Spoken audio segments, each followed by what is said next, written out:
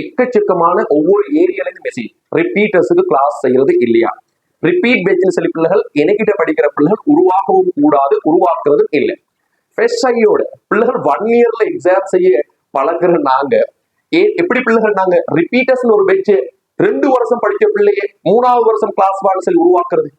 அதனால repeat batch ஒன்று நான் செய்யறது இல்லை.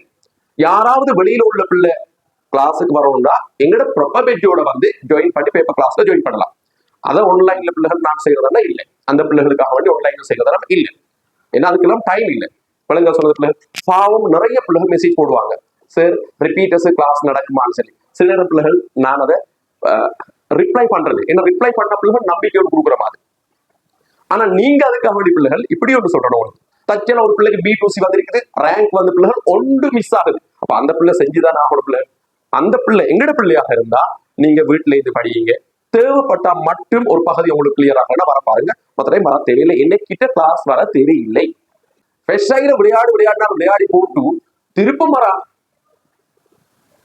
3S எடுத்துட்டு இந்த ரிசல்ட்டுக்கு பிறகு நீங்க சொல்லக்கூடாது ரிப்பீட்டுக்கு வர போறேன்னா வரவே வா, நீ அப்பயும் படிக்கல இப்பயும் படிக்க போறது இல்லை, நீ இங்க வர தேவையில்லை.